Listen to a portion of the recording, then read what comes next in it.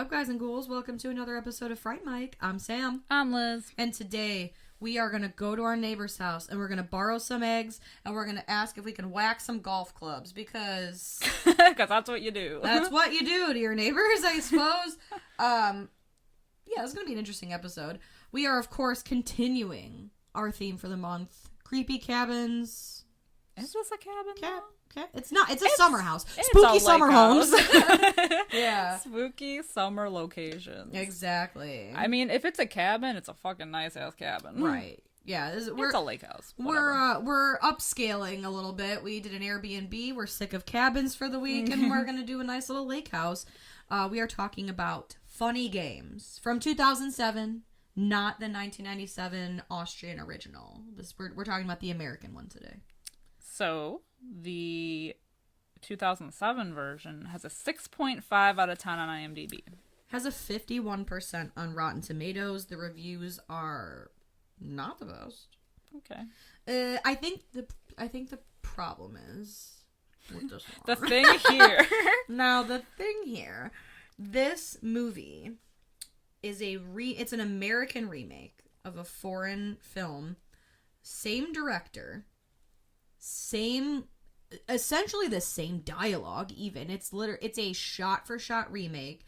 This one was filmed, I believe, on the East Coast, but the interior of the house was not. So, like, the exterior of the house was filmed in one location, and then the interior was shot, I think, on a sound studio, because they made an exact replica of the original house from the original version of Funny Games. And I mean, I think that's probably people's problem with it, because they expected it to be like the American version. Yeah. But it is the same. The movies are twins. Yeah. Identical twins. It's just, instead of it being in Austrian, it's in English. It's the same, the same shots, the same dialogue. Everything is the same. The names, everything. Yeah. It's wild. I have never seen the original, and before this episode, I had not seen this movie. However, so I feel like I can't even speak to like that. Like, it doesn't bother me, whatever. It's a little weird. Like, it's weird that the director would just do a shot-for-shot remake of his own movie. The director said that he had always intended for this movie to go over well with American audiences, but I think Americans didn't watch the 1997 one. I don't know if it's because it's like a subtitled movie. I don't know why. Like, especially some of our friends don't even like subtitled movies, which is irritating. Yeah. But not a lot of Americans watched Funny Games, and so he said, "Well, fuck it, I'll do the same movie but in English." Yeah. Because he wanted to make it so that Americans would watch it. Oh, I guess whatever. I'm conflicted on this movie in general. I can't wait. What I like about this movie is also what I don't like about it. Okay.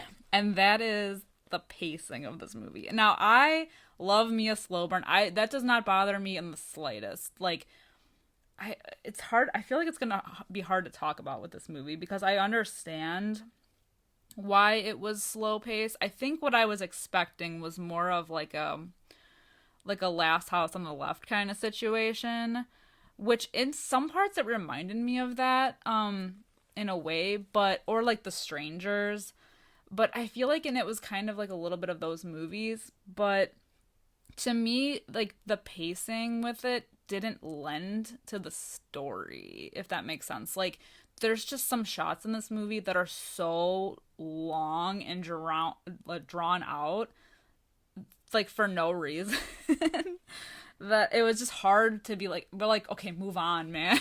Yeah. Like, I know we're gonna talk about the whole movie, but there's like certain ones that I want to like highlight that I'm like, oh my god, enough. That's the thing. So I do like this movie, and I had seen the remake of it before I had seen the original.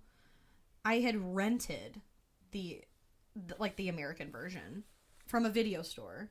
That's how long ago this was, because video stores were still a thing. I think I was in high school the first time I watched this, and I was like, God damn, this is slow. But I liked it because I think it was like one of the first movies that didn't have a happy ending. Yeah. You know, it was, at least it's one of the first ones that come to the front of my mind when I think back on it.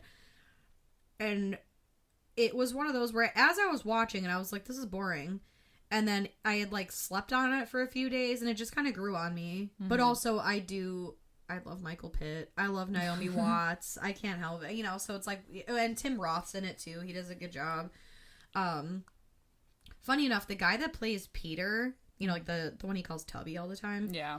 I've only ever seen him in one other movie, and it's 13. And I used to make people watch 13. I watched 13. I feel He's like that was like a tween thing. I think. Yes. Like we all watched 13 so much. If you were a teenager in 2003, or like really like the early 2000s, like if you were coming up as a teenager, you watched 13. And you watched it a lot. It was your personality. Yeah. You wanted to, like, get your tongue pierced and run around. As a rebel. Right. And, like, I mean, I never wanted to, like, fuck dudes, you know, whatever. But I was like, yes, let's fucking party. No, I definitely went through a phase where I watched that movie nonstop. Yeah. Oh, yeah. So that's the only thing I know him from other than this. I was like, oh, it's the brother from 13.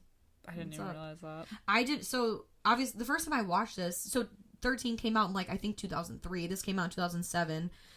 And I didn't catch it at first. But, you know, while we were doing this for the podcast, I always, like, look up things about the movies and whatever.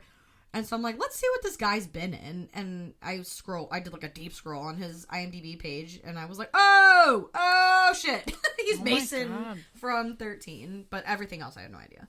Yeah. But, yeah, so, I'm sorry, I got totally sidetracked. But I do like this movie. I can't say that I like it better or worse than the original because it's the same thing. Have you seen the original? Yep. Oh, okay. Yes, I have. And that's how I know. That's how I know it's the same. Like, there's no difference, really. So it's the same movie, and even though I do like this movie, I have an issue with the pacing because even though it does have an unhappy ending, I just feel like it's a lot of, you gotta build the tension, which I understand. We both understand the building of tension and slow burns and everything, but I just feel like for the payoff that you get, it was a lot to go through. And some of the scenes, like, they're so, like, the opening scene where they're driving and they're doing the music thing, and then the scene after the incident, where she's just sitting in that chair and she's just sitting there, for like 4 goddamn minutes. Like, the first time I watched this, I had to fast forward the thing because I thought that the thing froze. Yeah, it just sits there, and you're like, okay, like, this movie could have been... Can we move on? This movie has a runtime of almost 2 hours. Yeah, that did not need to be 2 hours. Absolutely not. And I'm saying this out of love because I truly don't mind slow-paced movies. Like, I don't mind a slow burn. I love a slow burn. I'm saying that from an artistic standpoint, it did not need to be. Exactly. This was too slow. It was too slow. It was all slow and it wasn't enough. A burn. It was like a ooh. Like you touch something and you can't tell if it's hot or cold. That's how quick it is. Yeah. This is completely fucking random before we like get into like the meat of this movie, but I thought it was so fucking funny. So like the beginning with the music. So they're listening to like Handel or something. Some like, you know, classical music in the car. So we get this music the title card music that plays in the beginning and the end. Yes. It's so chaotic. It fucking sounds like Donnie from the Wild Thornberry. Dude, you're right though. It's like so chaotic. There's no words. It's not even, it's like metal, but not. It literally is like screaming and just like loud it's noises. Not even music. Right. That's what it sounds like. It's true. It sounds like fucking Donnie from the Wild Thornberry is talking. You're not wrong at all. Like I couldn't get over it. And then when they played it again at the end, I was like dying. I know. So fucking random. I just wanted to throw that tidbit in because I was like, I can't be the only one hearing this. Shit, you're right. Incredible. 100% right. Yeah. So what I did enjoy though about the slow part of the beginning was the tension. I will say that it was very tense in the beginning. I think, and this is what I chalk up to this. It's the same thing with The Invitation, the movie The Invitation. The social grace aspect of these movies, as someone who I would consider myself to be like somewhat socially awkward about things, that I have a hard time. I don't like confrontation, whatever.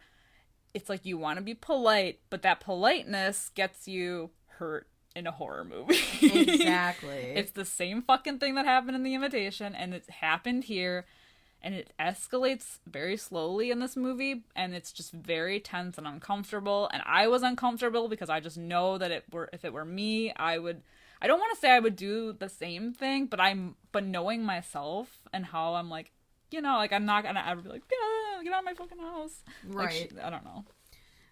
It's hard to say in those situations because it is like a case by case. Like you always want to think that like you'd be smart enough, but you're 100% right. Like they saw these boys with their neighbors who they're friendly with, and even they remark like, oh, that was kind of weird, right? Like they were kind of weird with us. But still, like, they're friendly with the neighbors. They saw those boys. So when Peter comes to the door and is like, can I borrow some eggs for the neighbors? Because the neighbors need eggs and I need the eggs. And she's like, oh, yeah, sure. Why don't you come on in? Like, it seems legit. Right. Like, how do you be a bitch? But at the same time, I am that person where, like, if I see my neighbor is out, I'll either, like, drive around the block right. or I'll, like, immediately close the garage door before I turn my car off so that way I don't have to, like, talk to them. Yeah. Even though every conversation I've had with them is polite. I think that's what the whole thing is, too, is, like, I never even answer my door for delivery people. Like, I wouldn't even entertain the idea of letting a stranger in anyway. Exactly. And, like, I know... I wouldn't even be in the situation. Right. Because, like, she's got the goddamn screen door open, which, I mean, I do also, on nice days, keep my screen door open. But locked, always locked. But I don't know. Like, I don't know, guy. I would, in a way, like, pretend that I didn't even have eggs. And I sound like such a bitch. But, like, I don't know you. Right. And I know I saw you with the neighbor. But this family literally just... gets there, right? They are just unpacking. It's believable that they wouldn't. Right. I'd be like, dude, I don't even know what I got in my fridge. I don't know. Can you come back in a few hours? Right. When I'm settled? Mm-hmm. Like, so then when you're still polite, but you're not opening the door to a stranger. Right. What do you think was happening with the neighbors? Like, in the beginning? Because they're, like, golfing. Like, they're acting all chummy. But obviously everyone's acting weird. So I think because... I know we're jumping around a lot. So at the end of the movie, they obviously go to the home of... the neighbors. I think these boys probably had done a similar situation with them. Because they do. Like, later when Georgie... goes to the neighbor's house to get away, and he finds their daughter's body. Yeah. Obviously, the neighbors are gone. Yeah. And the dead girl's body's in the house. So I feel like it's just a repeating cycle down the way. Yeah, but I'm like more so curious as to like, so in that moment when she was trying to talk to them, and they're pulling up and they're playing golf, and the dude is acting weird, like. Were they being forced to play golf? Probably. Or was there something, and he was kind of trying to, like, warn them by acting weird? Mm-hmm. Because he looks back at the boys when she says that. Like, oh, I'll see you later, right? And he looks back at them and then looks at her, and it's just, like, a really weird thing. So, obviously, they're, right. Well, being held against their will there. Because it's the same thing when Anne goes down to the dock. Because, Paul does say to her, like, you and I are thinking the same thing, right? And she nods her head, and they go down. And even Anne, like, as they're pulling their boat away. She goes, I'll see you later, right? Yeah. To the friend. And the friend's like, yeah, for sure. You know, so even like, I feel like the neighbors were doing almost like a similar thing, you know, but, you know, these guys with this family in particular that we see, they play that, they make that bet. You know, we bet that by 9 a.m. tomorrow, you'll all be dead. Yeah. And so you'll bet that you won't be. Mm-hmm. You know, so I don't know what the bet is with the other neighbors. Yeah. But it does seem like that's still very tense. Like, we are trying to communicate with you in the most subtle way possible. Right. But it's almost like we need code words, but if we knew the code words, then we couldn't use them. Exactly. Like, we need a universal, like, get me the fuck out of here thing. Right. Like, you gotta blink in Morse code and hope that the person, like picks up on understands. Right. It's so tense. It is, yeah. But you know what's interesting, too, though? If they are, which I'm assuming that they're being held against their will in the beginning on the golf course, it's just interesting that they would do it in such a, like, open, public way, you know? Right. Well, it's not on the golf course. It's at their house. Like, it's in their front yard. Oh, okay. Yeah. So, and again, like, because we get the cycle repeating at the end, I think that's how they find their in, being polite enough to get away with getting inside the home, is that they just, and whether or not they get lucky every time, but it seems like with Anne, George, and Georgie pulling up and greeting the neighbors, okay, well, now these boys know, hey, we now know your neighbors, and you've seen us talking to your neighbors, so now I can go to your door and be like, oh, hi, I'm here to pick up some eggs. We're staying with the so-and-sos, and then with the people docking, the guy Paul even knows which house is theirs. Yeah. So it's like he's scoped out almost this entire neighborhood, and so he's like, oh, where do you live? The house over there with, like, the red door, whatever, whatever the fuck he says, and she's like, yep, that's the one. So then when they go sailing later, he knocks on their door and he's like, hi, I'm Paul. We met at Anne's house earlier. And they're like, oh, yes, of course. It's all by happenstance, but it always works out in these guys' favor. It's true. Like, this whole evening, or, like, series of days that they've been doing this, it just happens to work out so well for them. But it's interesting, too, because in both movies, you get what seems like the narrator's control. So obviously Paul is the ringleader between the two. You've got Peter and Paul, which I think is funny, like rob Peter to pay Paul or whatever. Yeah. But we've got Peter and Paul. Paul's obviously the ringleader of this, and in both movies, Paul breaks the fourth wall on several occasions, talking directly to the audience, even going as so far as to rewind the movie when things go unfavorably for the two of them.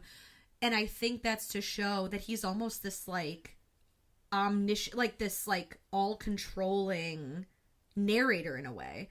Like, things will always work out for them because he's almost, like, staged it to be that way. Yeah. My problem with the rewind thing, too, is, like, I wish that they had, if that's what they were gonna do, I wish that they had used it more than just that scene. I completely agree. You know, like, I don't necessarily like it, but I think that's what they were trying to achieve. Yeah, no, I get what you're saying. But you're totally right. Like, if they were gonna do it not a lot, because then it gets like, oh, okay, whatever. But like, what if, like, Georgie went to the neighbors and was able to contact the police? Exactly. But he, like, no, and then he rewinded and brought him back. You know, like, right. I don't know. Like, do it, like, I almost wish they would have done it twice. Although, with the one time they did it, it is cool because it's like, oh, shit, she actually did it. And then they rewind it and you're like, oh, it's not going to work out for them. Yeah. So I get it. But it would have been cool if they had done it maybe twice, because the first time they do it, you're like, oh, shit. Like, the police come and catch these guys, and then they rewind it. And then you're like, oh, shit. And then the second time when she blows Peter's fucking guts out, and then they rewind it again, it's like almost like a second fake out. Yeah. So it's like, it's doing it twice to fake you out, but not 3 or more times where you're like, Jesus Christ, like this. Yeah. Okay. I think I wanted, like, a Clue ending. Yes. Like, I wanted, like, this is what could have happened. Yeah. Yeah, I don't know. I think I didn't mind it. I just wished, yeah, like you said, they had done it more than once. Because just doing it the one time was like, we're teasing this idea to you, but we're not gonna like fully commit to this idea. Right. I don't know. Yeah. But that's like jumping way ahead into the movie, I guess. And but you know what? It's fine though. I feel like just talking about this movie, the fact that like not a lot happens right away. You know, like just talking about just like going into the scene with him getting into the house is already like a good chunk of the movie. Right. I think by the time Peter enters the movie, we're like 25, 30 minutes into the movie. Yeah. And this movie, it's easy to summarize in like 30 seconds or less. These boys seem nice. They weasel their way into the house because they ask for eggs. They test out the golf club. The family has a dog. They use the golf club to kill the dog, so the dog's not a threat. They hold the family hostage, make a bet. By 9 a.m. tomorrow, we think you'll all three be dead. You'll bet against us. You won't be. They play these games where they make Anne undress because it's, again, building the tension, so they're making bets that way. They've broken the dad's leg, so he can't move. He literally does not move the entire movie. No. Let me tell you, that broken leg like hinders him. He does not do anything the entire movie. They also go as far, like the family, they dump so like Peter accidentally, quote unquote, knocks the phone into the water so the phone doesn't even work. Right. And, the original came out in 97, so cell phones weren't really a thing. The remake came out in 2007. Again, that was kind of when, like, cell phones for casual use were really starting to become, like, a phone. thing. Right. So they get rid of the phone, and it really, the first, like, hour and something of this movie all culminates to they take a bet on how old they think Anne is. But even the scene of them talking to them on the couch. Yes. So fucking long. So long. And he's like saying a lot, but nothing at all. Right. Like he's talking about how Peter's mom was like a whore or whatever. Yeah, and like he's had a bad upbringing. Right. And it's like, it doesn't matter. Yeah. What their backstory is because they're just evil. Yeah. And it's again why we like The Strangers so much. I think there's no backstory on the killers. They don't talk. They don't talk. They hardly talk. And when she asks, why are you doing this? It's a simple, because you were home situation. No backstory is given. We don't even see their faces. So, like, with this, building this backstory for these people, who cares? Yeah. Who's this for? Because you told the audience you're going to kill the family by 9 a.m. Right. So they don't care. Exactly. And you're going to move on. We'll never see you again. We don't care. We care about the family. Right. And to see how they make it out. Like, it's a lot. Yeah. It's a lot of dialogue. It's almost like Quentin Tarantino level dialogue, but with less payoff. Yes. And that's my problem with this movie. Right. That's the one thing is, like, the slow pace doesn't amount to anything. Right. I mean, it does because there's fucked up things that happen, for sure. Yes. But it's not enough to, like, we've been through so much. Exactly. You know? We've been through so much and yet nothing at all. Yet nothing at all. Yeah. So I think the big scene of this movie. Oh, wait, hang on. So, no, go on, because this happens after that. Go ahead. Okay. So the big scene of this movie, I think it's the thing that most people think of. Georgie, who's a little boy, they play cat in the bag, where they put a bag over his head. They make his mom undress to prove that she doesn't have what they call jelly rolls, because it's this whole like weird body thing. And then after that, they after more dialogue, they guess her age. And they said, let's be generous. Let's say she's 35. Which, fun fact, Naomi Watts was 39 when she made this. Oh. So Paul tells Peter to count between the three of them to 35. And he's going to go make himself some food in the kitchen. So we see Peter start the count to 35 between the three of them. And then we hear a shot in the living room. And when Paul goes back in there, we just kind of see like blood and stuff on the TV. And Paul is really like upset because no, you're not supposed to kill the one that you land on or whatever. It's the one that's left over or whatever the rule is. And, he's upset that, he told him not to ruin the carpet. And then they decide to leave. And they don't even say they'll be back. They just say that they're leaving. And the next shot we see is it's a wide shot of the living room. Naomi Watts is tied to a chair. We don't see her husband's body at first. And we see, like, the bottom half of Georgie. A body. Of the little boy. Yeah. And so they have killed Georgie. And that scene of Naomi Watts sitting there for like literally 4 or 5 minutes, because I had seen this before, and then I watched the original. I just knew, because it's like, oh, obviously this is going the exact same, like, both. Same way. So I just fast forwarded it, and it is such I a did long not, scene. because I did not know. Yes. But when she's duct taped by the legs and the behind her arms. Yeah. So she is squirming around the living room and crying. They're both, like, sobbing, and she's trying to get out and hop around and do everything possible to get out. And then she, like, makes her way over to him, and then they're crying.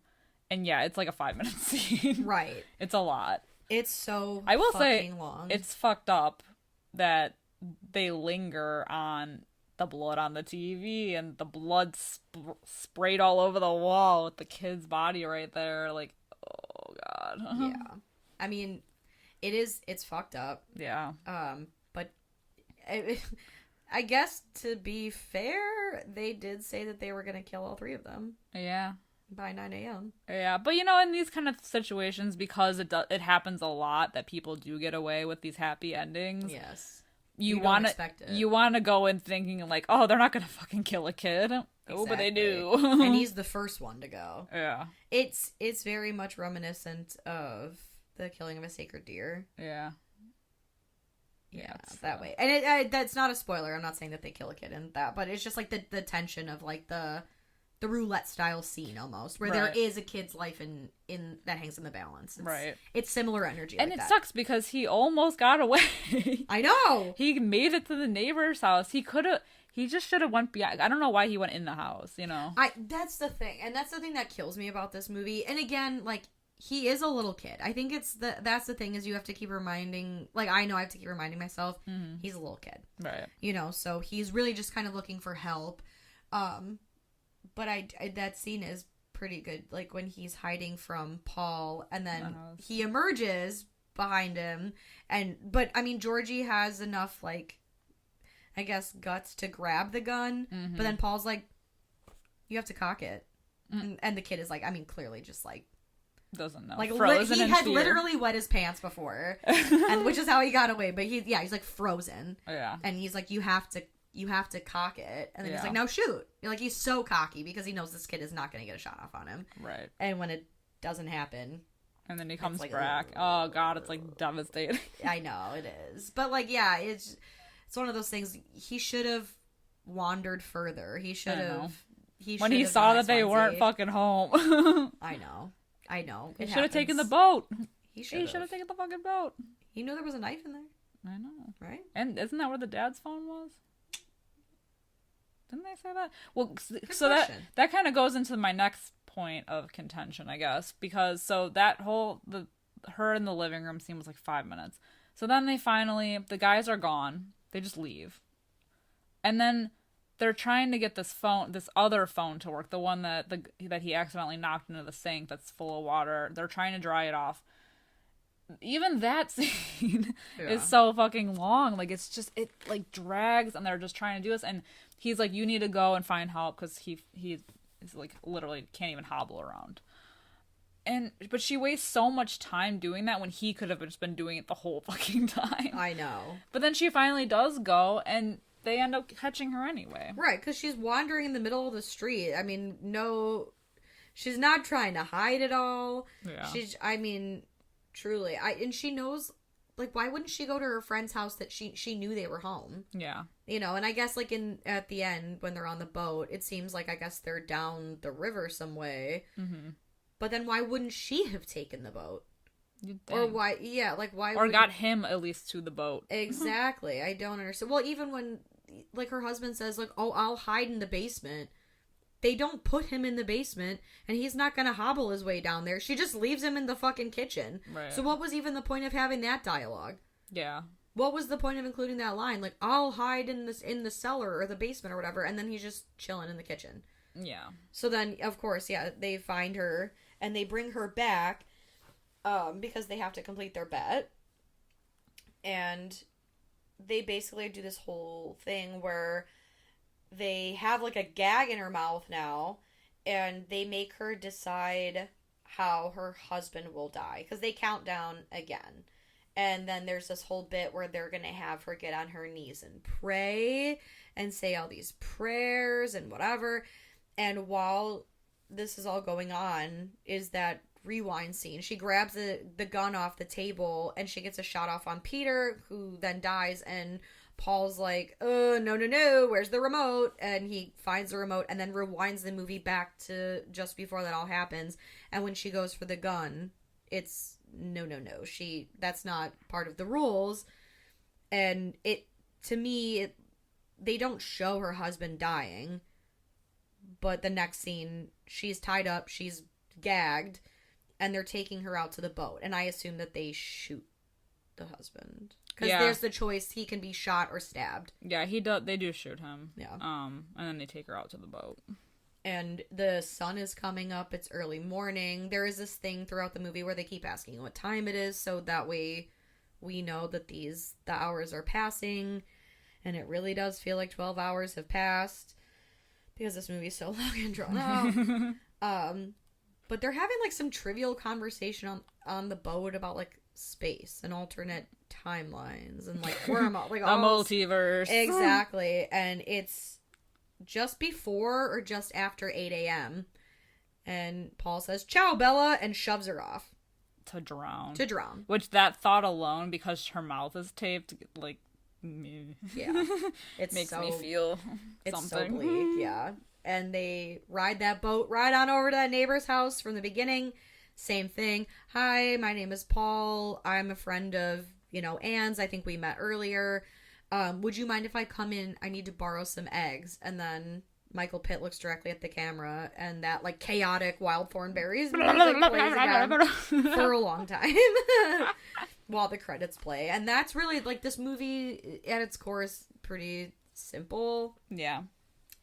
And that's it. That's the whole 2-hour movie. We've been talking for half an hour.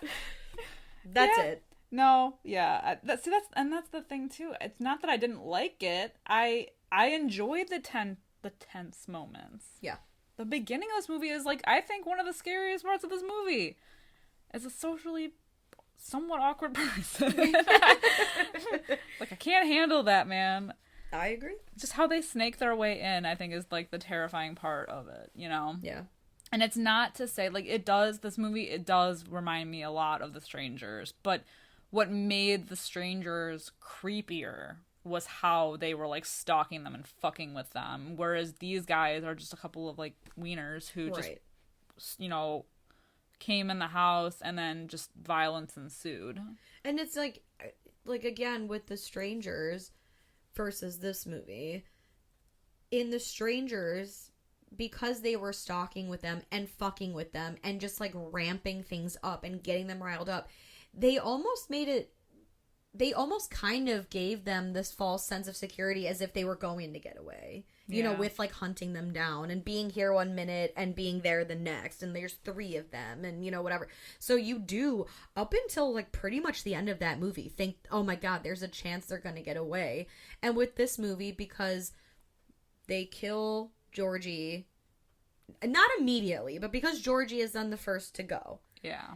And then it's the 2 of them. And the husband has a bum leg. He's not going anywhere. There's no hope for the husband. Really, the only hope is with the wife. And even then, I feel like, because they bring her back and they have her, like, with the gag in her mouth and she's completely tied up, at this point, there's no hope. Yeah. Like, you kind of get that feeling all along. Like, I don't have the same amount of hope and optimism for them as I do for the couple in The Strangers. Well, especially with the rewind button thing. Exactly. Because that just automatically, no matter how, since he can control how this is going to go, there's no way that they can win. Right. So it, in a way, like, lowers the stakes. Yeah. You know, where you're just kind of like, okay, well. But I think if they had done that more, if that's the way they were going to do this, then they should have done it more to make it not like fun, but like then it's a little quick. more interesting. Yeah. Like make it a little more interesting, I guess. I guess maybe there's different ways to do it. Yeah. You know, if that's what they're going for. Like, if they're going to show that Paul is this, like, almighty power that is able to control every situation to work out in his favor, there could have been a different technique used, maybe, or multiple things. Yeah, because there's still a good chunk of the movie left after we realize he has this ability. Right. So you know that it's not going to end well. Right. Unless, I mean, I don't know how it would have. They would have to realize that the remote can do something and take it, but... Right. But again, it's like, it's the Click thing then. Like, then it becomes a different the horror kind of version movie. of Click. Right. But I think I don't know, is that what they were trying to go for? I don't know what the point was. I don't know. I mean, I know you had, like, your theory, but, like, yeah. Is that what it really is? I don't know. It's gotta be. I feel like it's gotta be, because otherwise, what's the purpose? Yeah. You know, other than because they're trying to prove, like, he's just evil. Mm-hmm. You know, and sometimes in life, things don't always work out favorably for the good guy. The victims. Yeah. So, like, I think on our Patreon, when we did a Topics in Horror, I think I did an honorable mention for this. If not, I had meant to do so. But one of our topics was movies with unhappy endings.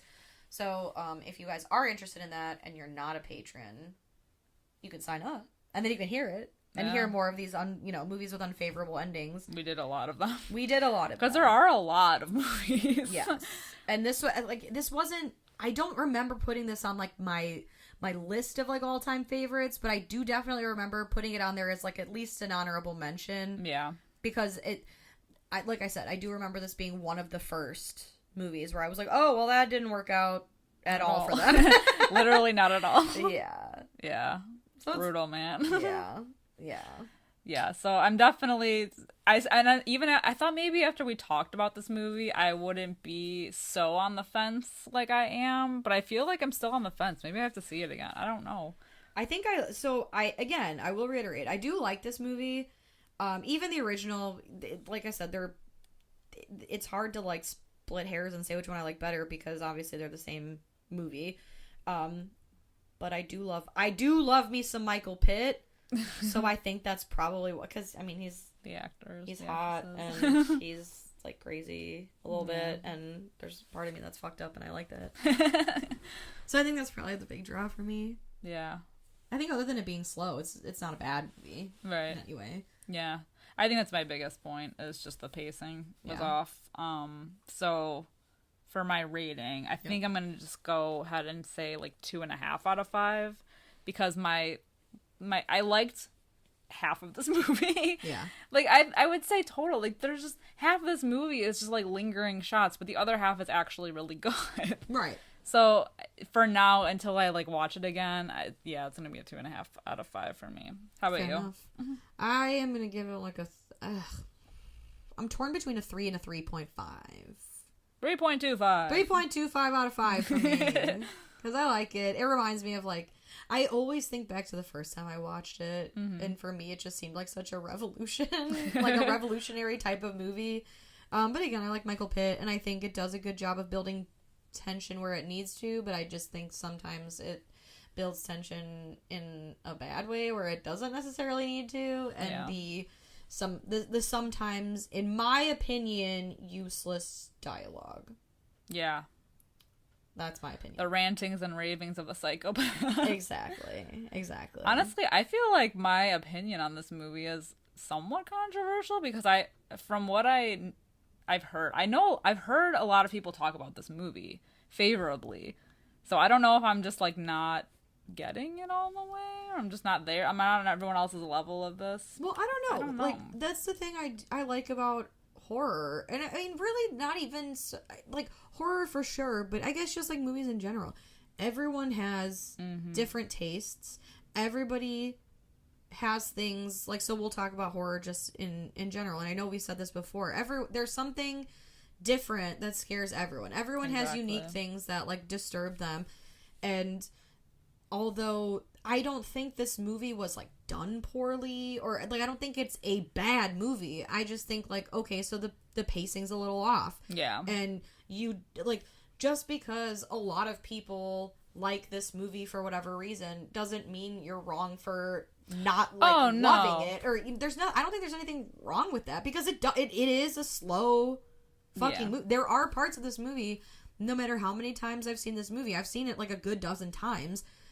It's like there are parts of this movie that I will always fast forward. I always fast forward the beginning till they get to the house, and then I'll let that go to build attention, and then I'll definitely fast forward some of the dialogue when they're playing the game, ramping up to like the cat in the bag, and then I'll fast forward the scene where she's sitting there after Georgie's death, and I'll fast forward until like she gets picked up again. Like, it's like, because I've seen it. But how many times are you fast forwarding? Is it half the movie? It's not half the movie, but like that's the thing. Like, I like the parts I like. I know that's my thing. It's really drawn out. That's my problem. That's why I'm giving it like a nice middle, down the middle, because the parts that are, like there. Right.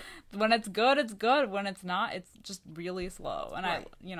I keep saying it, but I don't have an issue with like pacing per se, but I just, right. We didn't get a whole lot for the amount of it in this movie. Exactly. But, and I feel bad. Like, I say it all the time. I like this movie. Yeah. I do. And I don't fast forward those parts every time I watch it. Mm-hmm. But, like, yeah, sometimes We're not in the mood. Right. Like, I already know what happened. I just want to watch the parts, like, I want to get to the good stuff. The stuff that I like or whatever. Right. And especially, like, the opening credits. Like, I already know they're going through the music. It doesn't really ultimately amount to a whole lot of anything. Yeah. I fast forward. We'll get to the good part where he knocks on the door for the eggs. That's when shit starts to happen. That's when the real tension happens. Exactly. So it's, who cares? How many movies that I like, especially, so TikTok has given me great recommendations, and TikTok has also fucked me royally. And like, they always get you. These people come on, top 5 movies, top 5 underrated, super dark, fucked up movies that are that no one talks about. And it's like these super obscure, like almost like art house movies. Mm-hmm.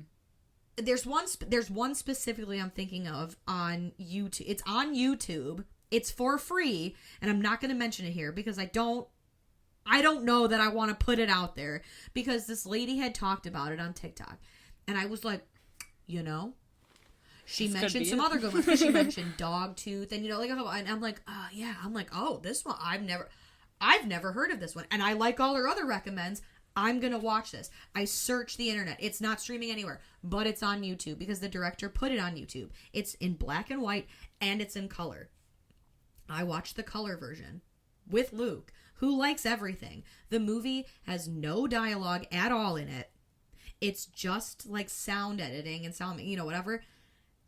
And by the end of it, I think it's like an hour and 19 minutes. I was like, I am furious. This was not what I expected it to be, nor was it what I wanted it to be, nor was it really anything that's up my alley. But again, I can't fault the girl because she likes it. Yeah. This is very much that, right? Yeah. No, I 100%. This, I feel like this would be up my alley, but it just, I don't know, it just missed something for me. Yeah. And I always feel a little sad when it does that. There's so many horror movies that I love no matter what people say, so I don't even feel like guilty about it or anything. It's just, I don't know. Right. I don't know what it is. I do think when I hear about this, people talk about this movie in particular, they always like add it to their like most disturbing horror movie lists. I think it's probably because there's violence with a child. Probably. And no one lives except the bad guys. It's just very bleak. Right. Because it's not particularly gory, except maybe the death of Georgie. Yeah. With the blood spray. Mm-hmm. Oh, and I guess Paul being shot. Which, like, the CGI, like, when they first, like, show, like, when she, like, kills him, honestly, nah, it was, like, the CGI was, like, pretty obvious. But the one, like, the 97 version, the first time I had watched the original, I was like, oh, pfft. Even though I know what's gonna happen, Yeah. it just like looks so much better. I was like, ooh. Wow. Also, I do feel like a dick for talking about that movie and not. If you want to watch it, it's called Flowers. Came out in like 2015 or something. It's on YouTube. You've been warned. If you like art house shit and you like micro penises, you'll know what I'm talking about when you see it. Yeah, it's a whole thing. Oh. Don't watch it or do. I don't care. It's your life. I'm just living in it. I'm just here to tell you my thoughts. Yikes. Anyway. I feel like, yeah, this movie's very polarizing. But anyway, that's just our opinion on this movie. Please let us know what you think. I mean, I'm curious to know if anyone favors one version of this movie over the other. I feel like if they're the same thing, the only preference might be the actors. Or the fact that you don't like subtitles. Yeah, that's true. Yeah, but I don't mind them. So right. you know, if people don't want to watch the subtitles, the American version is for you. Exactly. I believe the original Austrian version is on HBO. If you guys have an HBO subscription, and then Funny Games, unfortunately, is not streaming on anything. But please let us know what you think of either movie, honestly, since they're pretty fucking comparable. You can find us over on Facebook, Instagram, Twitter, TikTok, and YouTube, all at Fright Mic Podcast. I believe Twitter is Fright Mic Pod. It is a little different. You can leave a comment on any one of those. On TikTok, please don't roast us too bad. We are still, trying to find something to do over there. So if you guys want to see anything from us, we're millennials, okay? Right. Give us a break. The millennials, the elder emos, the right. whatever. But yeah, let us know what you think of these movies. Drop us a fun comment on our socials, on anything. You can find all our updates there. Please also, if you have a minute and you are interested, check out our Patreon. For just a couple dollars a month, you get access to all the free extra goodies. We say it every week, but we review new movies on there. We do topics in horror. Like I said, we had mentioned Funny Games on one of the episodes before. So if you want some other not so happy ending recommendations, highly recommend you subscribe to our Patreon and check that out. Also, nothing wrong with that if you don't want to join our Patreon. It's just, it'll hurt my feelings a little, but it's fine. No, but for real, if you guys could just take a minute and give us a 5-star review, give us a like, give us a nice comment. It really helps boost our show. It makes us feel good. We want you guys to have the best content. We hope you are entertained. And it just helps get our name out there. Share it with friends. Exactly. Share it with enemies if you don't like us, Share it with your grandma. Torture somebody. Share it with your sassy grandma. I feel like we can get on board with them. Exactly. We're on their level. 100%. You know what? We're all friends here. Yeah, anyway, I think that's all my shilling, so until next time, I'm Sam. I'm Liz. Rest in peace.